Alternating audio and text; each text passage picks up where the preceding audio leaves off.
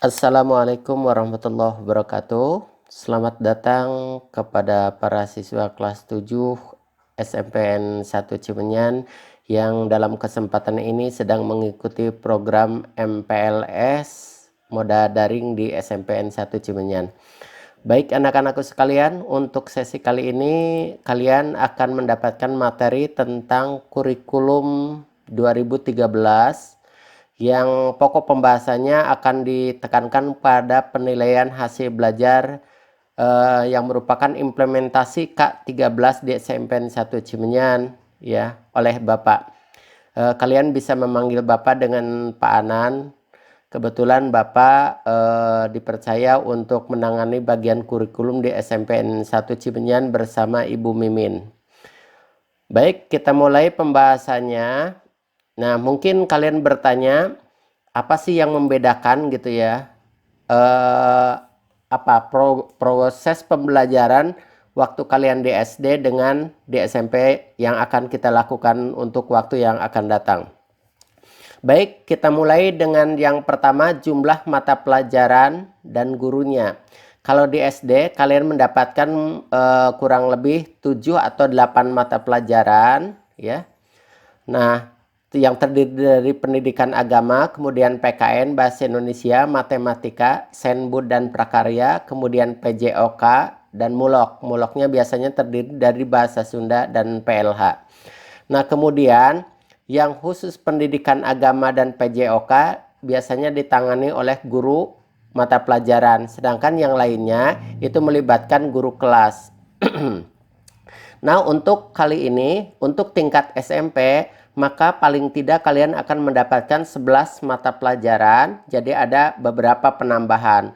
Kemudian untuk gurunya, kalau di SD kalian hanya guru mata pelajarannya khusus untuk pendidikan agama dan PJOK, maka di SMP semua mata pelajarannya akan diampu atau dipegang oleh guru mata pelajaran masing-masing.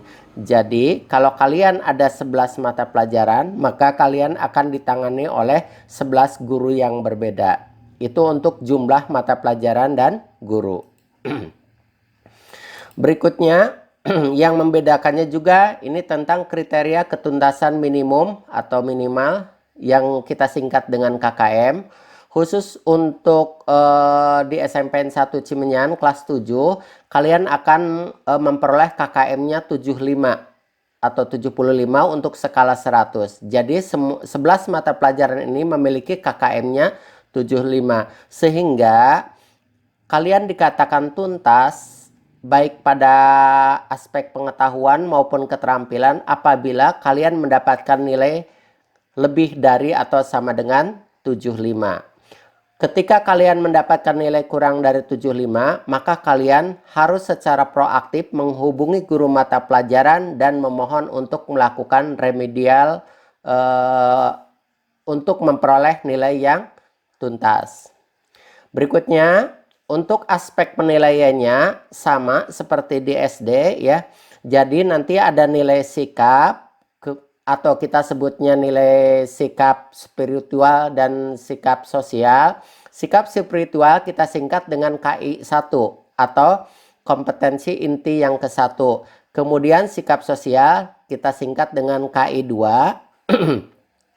Perolehan nilai untuk sikap ini kita peroleh bisa dari guru mata pelajaran, kemudian bisa dari guru BK, dan bisa juga dari penilaian antar teman yang nanti akan dibimbing oleh wali kelas masing-masing. Yang kedua, nilai pengetahuan atau KI 3 ini nanti kalian akan memperoleh nilai pengetahuan itu dari 3 kegiatan. Yang pertama, penilaian harian ini biasanya diperoleh ketika kalian sudah menyelesaikan beberapa KD atau per KD. Berikutnya, penilaian tengah semester atau kita singkat dengan PTS. Kemudian penilaian akhir semester, nanti disingkat dengan PAS. Nah, untuk nilai rapotnya kita memiliki proporsi atau perbandingan penilaian harian, kemudian PTS dan PAS itu 2:1 atau 2 kali nilai harian ditambah 1 kali nilai PTS ditambah nilai akhir semester, kemudian dibagi 4 dan itulah nilai perolehan nilai untuk aspek pengetahuan. Berikutnya yang ketiga nilai keterampilan atau KI 4. Ini nanti Bapak dan Ibu guru akan menilai kalian bisa dari kinerja, artinya kinerja selama pembelajaran kalian di kelas. Kalau kalian proaktif, sering maju ke depan atau rajin mengerjakan tugas-tugas, maka nilainya akan baik. Itu penilaian kinerja, kemudian proyek, kemudian produk, dan portofolio atau keseluruhan tugas-tugas yang diberikan oleh Bapak dan Ibu guru. Nah, nanti untuk nilai akhirnya atau nilai rapotnya, semua nilai yang kalian peroleh akan dirata-ratakan, ya, sehingga nilainya harus di atas KKM.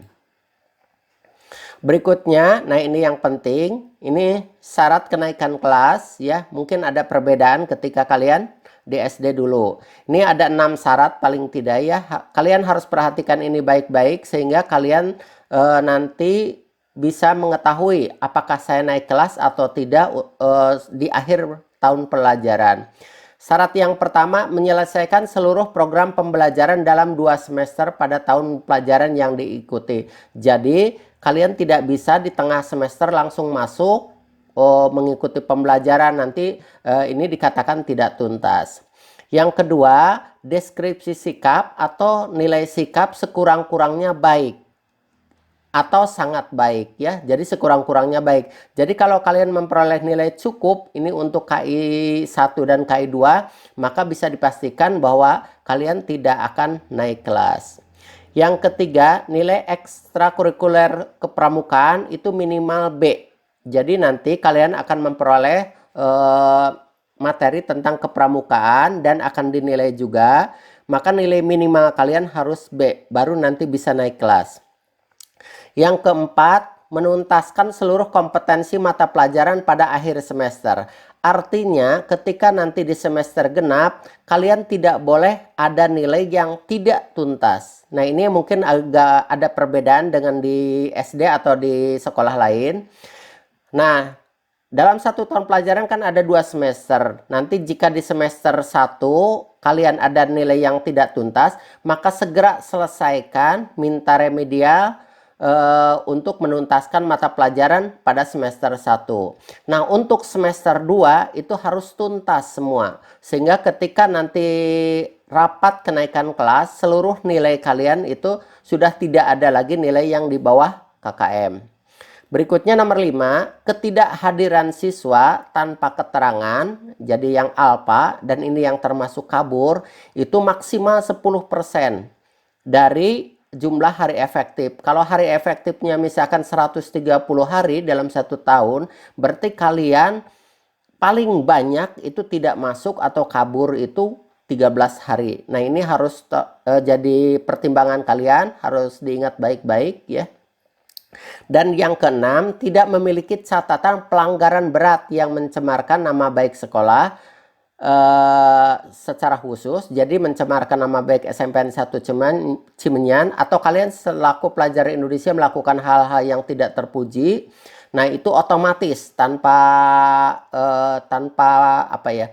tanpa pertimbangan yang lama-lama, nanti kalian akan dikembalikan kepada orang tuanya. Dengan kata lain, dikeluarkan dari sekolah. Atau kalaupun misalkan di akhir semester genap, maka kalian dipertimbangkan untuk tinggal kelas, ya.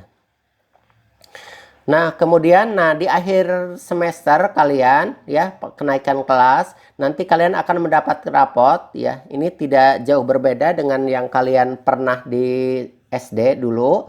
Jadi ada 4 lembar nanti rapot. Kalau yang kelas 7 berarti ditambah identitas 2 sekitar 6 lembar, ya. Apa saja isi rapotnya? Di lembaran pertama nih akan ada deskripsi sikap. Jadi baik sikap sosial maupun sikap spiritual, dan nilai kalian harus baik, ya. Itu di lembaran yang ke berapa?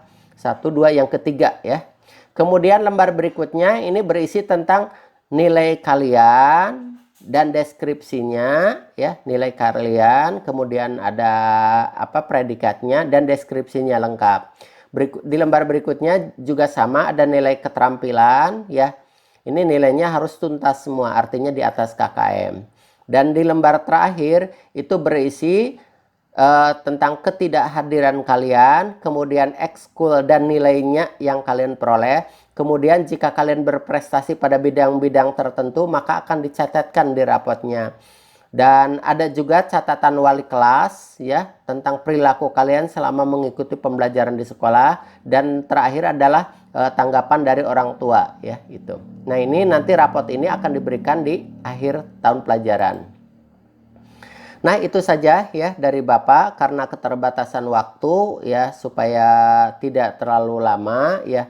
Mohon pesan Bapak, apa yang telah tadi Bapak sampaikan kalian ingat baik-baik, yang merupakan peringatannya tolong jangan dilanggar sehingga tidak merugikan diri kalian sendiri. Itu saja, mohon maaf apabila ada kata-kata yang kurang dipahami atau kurang dimengerti. Insya Allah nanti pembahasan lebih lanjutnya akan kita lakukan secara tatap muka. Wassalamualaikum warahmatullahi wabarakatuh.